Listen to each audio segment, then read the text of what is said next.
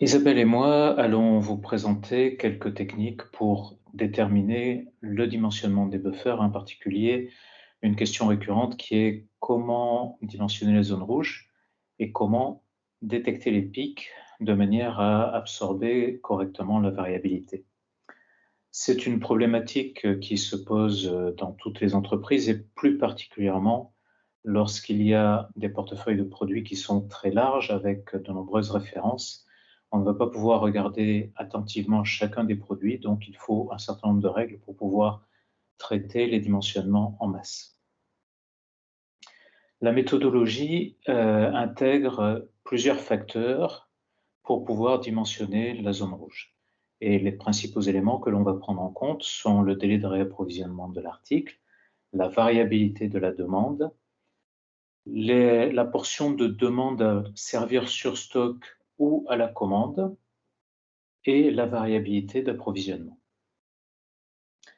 La première des choses à faire dans la logique des DMRP, c'est de considérer la demande quotidienne. Si vous partez d'une demande qui est agrégée par semaine ou par mois, vous allez sans doute lisser des phénomènes et rater quelques éléments qui vous permettent de mieux comprendre quelle est la demande réelle qui est reçue au jour le jour par votre entreprise. Donc, nous vous recommandons de visualiser et d'analyser cette demande quotidienne. C'est le meilleur signal. De préférence, effectivement, la demande. Malgré tout, dans la plupart des entreprises, la demande est difficile à capter et n'est pas correctement enregistrée. Donc, bien souvent, ce dont on parle, ce sont les consommations, les expéditions, les consommations sur les différentes positions de stock. Donc attention, cette consommation de temps en temps peut être affectée par des situations particulières, par exemple des ruptures ou par exemple une période de Covid. Donc il faut retravailler ces historiques de manière à s'assurer qu'ils soient les plus pertinents possibles pour évaluer, dimensionner les zones et évaluer les consommations moyennes jour. Dans la méthodologie des DMRP, le mode de calcul des buffers dynamiques prend en compte une zone rouge qui intègre deux portions, une zone rouge de base et une zone rouge de sécurité.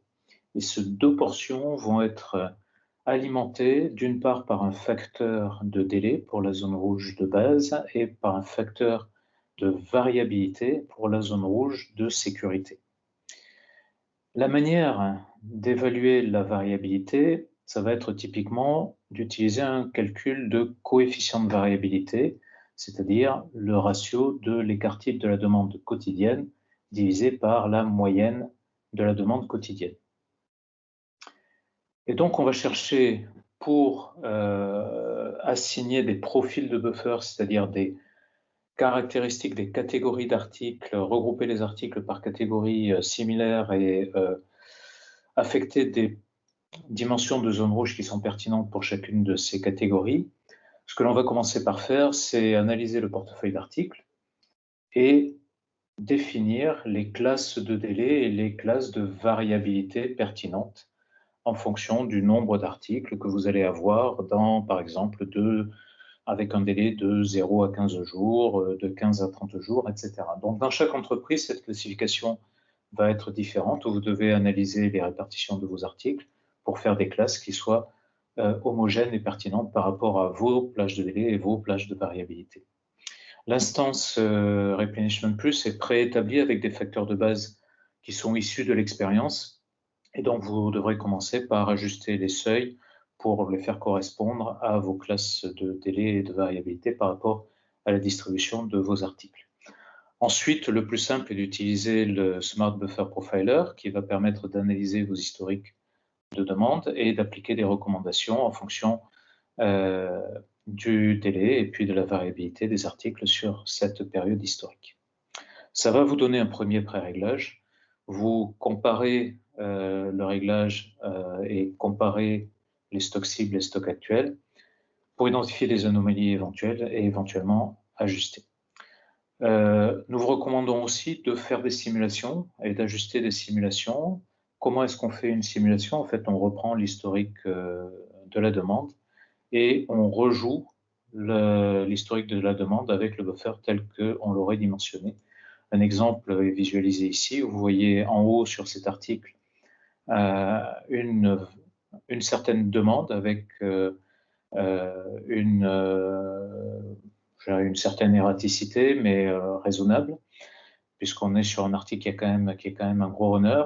La courbe qui est sur le haut, c'est la courbe du seuil de détection de pic. On reparlera un petit peu plus tard de la logique de détection de pic. Et vous voyez que sur la partie basse, on a rejoué les historiques et en fait, ça montre que sans doute ce réglage-là est un peu trop bas.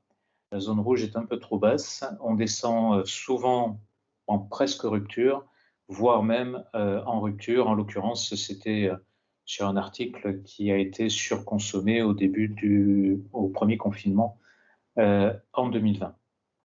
Donc typiquement, on aurait tendance, au vu de cette simulation, à augmenter le facteur de variabilité, donc la zone rouge, pour cet article-là ou la famille d'articles à laquelle cet article-là appartient.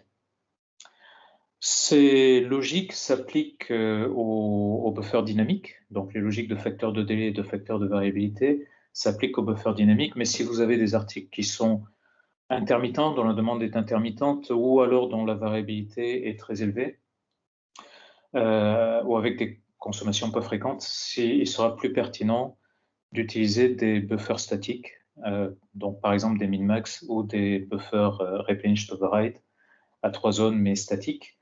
Une alternative aussi est la possibilité d'utiliser la zone rouge statistique, donc qui a été introduite maintenant depuis quelques versions, et qui permet de définir des profils de buffer avec un calcul de zone rouge statistique avec une formule un petit peu de type formule de stock de sécurité. Lorsqu'on a des articles à forte variabilité et rotation, ça mérite une analyse un petit peu plus détaillée pour comprendre quelle est ma demande normale et quelle est ma demande un peu plus atypique. Donc sur le graphe là, avec l'article en question, là, on voit effectivement un peu de pic et puis la demande normale, elle est un petit peu masquée. Donc si on regarde d'un peu plus près et qu'on isole cette demande sans les pics, bon, on en a une fréquence importante et qui est relativement régulière. Et on a des pics de demande qui sont à peu près espacés d'un mois. Donc, est-ce que c'est par exemple une livraison que je dois faire de manière mensuelle à un distributeur avec une grosse quantité qui est expédiée à chaque fois? Voilà, c'est le style de questions que l'on va se poser.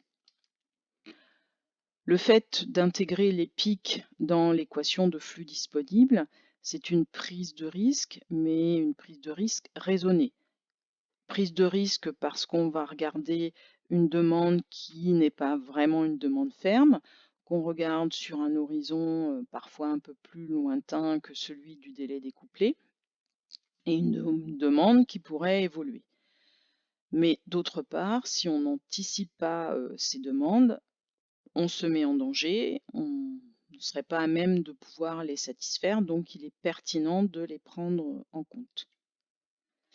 Par contre, on a beaucoup de questions sur la détection de pics par rapport au seuil de détection, à l'horizon. Est-ce que j'ai quelle visibilité sur mon carnet commande et comment je dimensionne ma zone rouge et quel mécanisme de détection de pics je mets en place.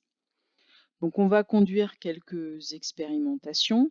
On va s'aider aussi des simulations qui permettent d'identifier effectivement là où il y a potentiellement des questions à se poser et puis faire une analyse critique des demandes identifiées comme pics pour permettre de mettre en place le bon réglage.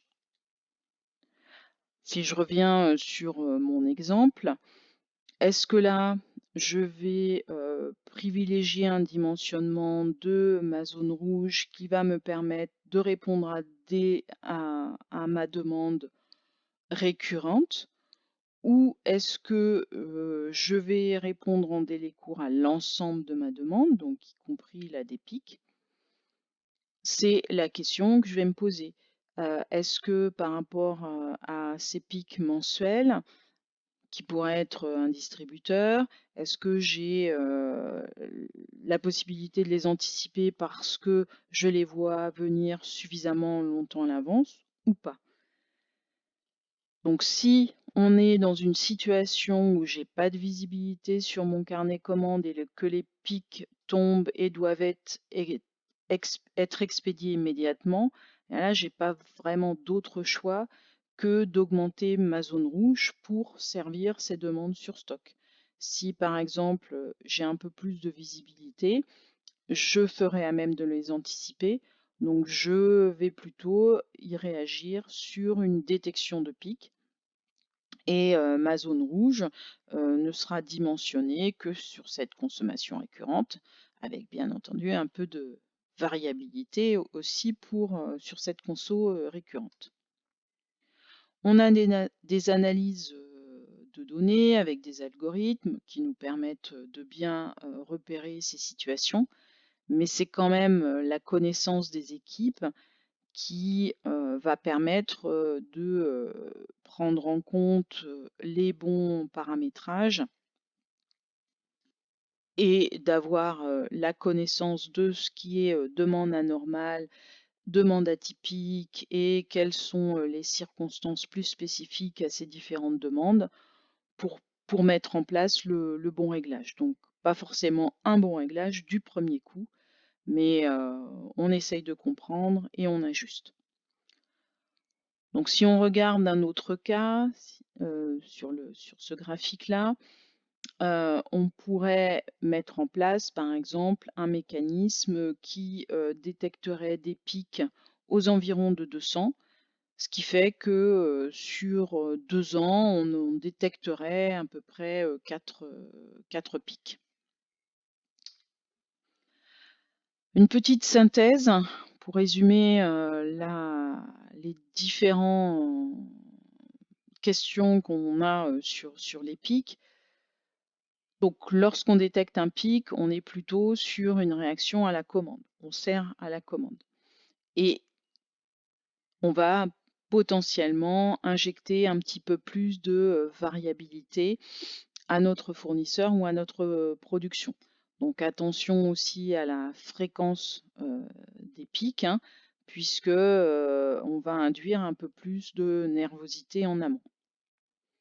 À l'inverse, plus on intègre les pics dans la zone rouge, plus on va être sur quelque chose d'un petit peu plus stable. Mais par contre, en dimensionnant la zone rouge de manière plus importante, ça veut dire que derrière, on investit plus sur le stock. Donc là aussi, quel est le bon équilibre à trouver? Lorsqu'on est sur une demande normale, attention de bien ouvrir la zone rouge, hein, d'avoir un bon dimensionnement de la zone rouge et plus particulièrement sur les articles stratégiques. Parce que lorsqu'on est dans le cadre d'une nomenclature, les besoins qu'on va récupérer sur les enfants sont issus souvent des tailles de lot des parents, du parent. Donc, la zone rouge va devoir couvrir ses besoins sans détection de pic. Parce que sinon, systématiquement, on aura une détection de pic des besoins sur les enfants qui sont dus à la taille de l'eau des parents. Et ce n'est pas une demande atypique ou anormale, c'est la vraie vie. Donc, il faut faire attention à ça. Les pics, on continue de les analyser. C'est important, ça reste une demande atypique. Donc à un moment donné, on a potentiellement quelques questions à se poser.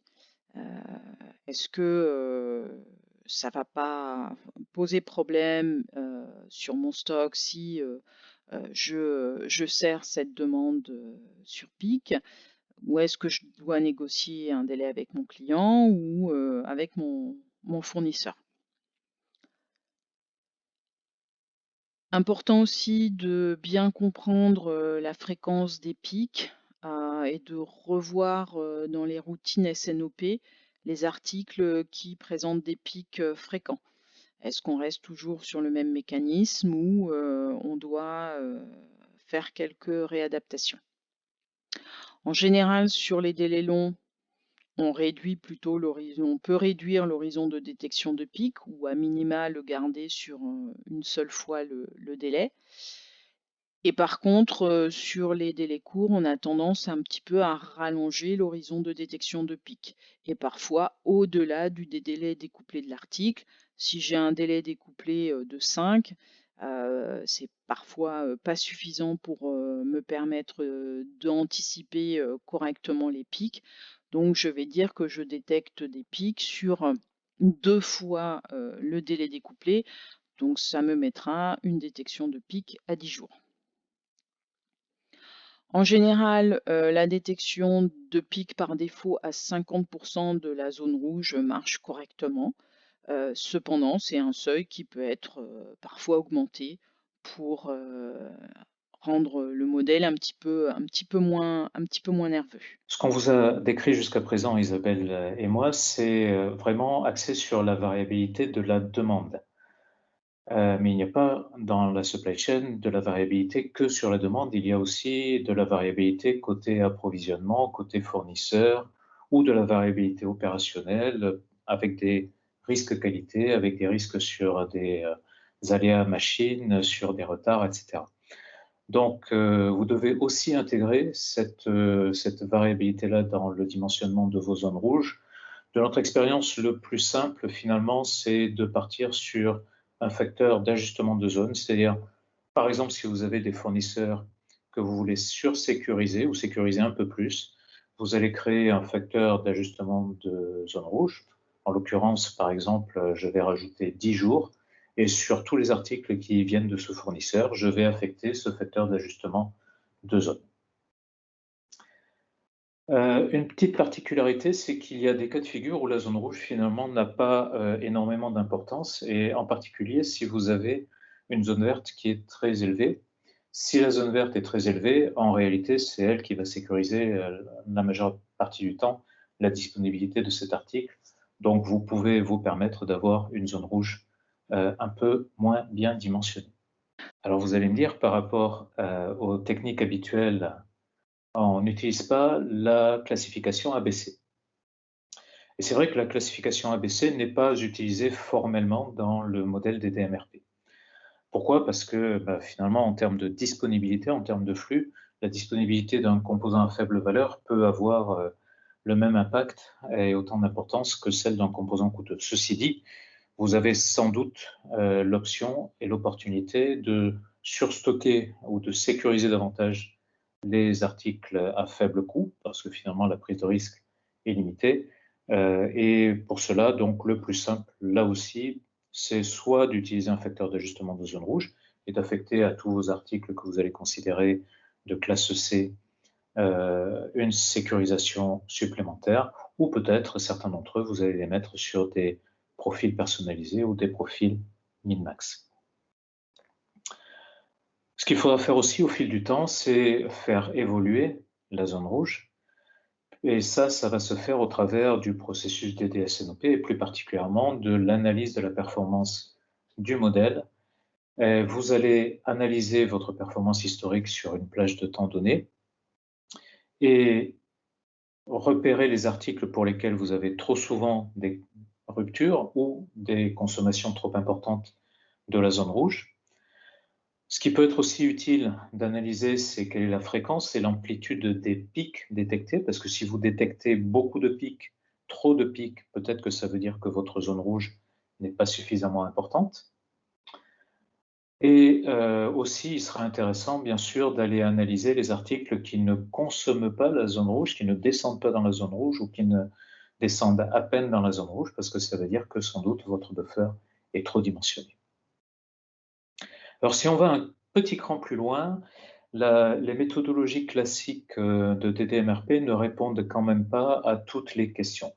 Et en particulier sur l'analyse de la variabilité, on voit que l'approche d'évaluation de la variabilité via le coefficient de variabilité, dans la plupart des cas, ça marche bien, mais ça ne capture pas tout. Et là, si on prend les 2 articles qui sont représentés ici, ces 2 articles ont exactement le même coefficient de variabilité, mais ils ne vont pas du tout se comporter de la même manière, puisque un a des consommations régulières espacées dans le temps, alors que pour l'autre, on a une rafale de consommation et puis ensuite des consommations sporadiques. Donc, pour pouvoir mieux capturer et adapter le modèle en fonction de ces différentes typologies, nous sommes en train de développer des mécaniques, des logiques d'intelligence artificielle. Donc, vous voyez ici une illustration de cette logique qui sera incorporée à l'outil courant 2022. Vous voyez ici, par exemple, un cluster d'articles qui ont des signaux de demande similaires. Alors, si vous voulez, ça revient un petit peu à chasamer, à repérer la signature du signal de demande de ces articles et regrouper les articles qui se ressemblent. Donc, en l'occurrence, on a 78 articles ici sur ce cluster, ce regroupement, qui ont des signaux qui vont se ressembler et qui, au vu de simulation des DMRP, vont se comporter de la même manière. Donc, il sera pertinent de leur affecter une même logique de dimensionnement de buffer, de calcul de consommation moyenne jour, etc., etc. Et ce qui est intéressant de voir, c'est que sur l'ensemble de ces 78 articles, en réalité, on a des articles dont le coefficient de variabilité est inférieur à 1, donc des articles très stables, mais aussi sur cette même famille des articles dont le coefficient de variabilité va jusqu'à 7, donc autant dire des articles que nous n'aurions jamais groupés ensemble naturellement au travers des coefficients de variabilité, alors qu'au travers de l'analyse du signal, il y a une logique tout à fait pertinente à les regrouper. Nous allons donc introduire ces techniques d'intelligence artificielle et bénéficier du fait qu'un certain nombre de nos clients acceptent de mettre en commun leurs données historiques anonymisées, bien entendu, à la fois de signaux de demande et de comportements de buffer. Donc, nous allons constituer une base de données qui va alimenter des moteurs de machine learning. Et vous savez que pour ces moteurs de machine learning, plus on a de données, mieux c'est, plus les résultats sont pertinents. Donc, nous allons tirer parti de la large base de clientèle qui nous fait confiance de manière à entraîner des moteurs de calcul qui vont permettre d'enrichir les fonctionnalités à partir de courant 2022. Merci beaucoup pour votre attention et nous sommes maintenant à votre disposition pour une session de questions-réponses.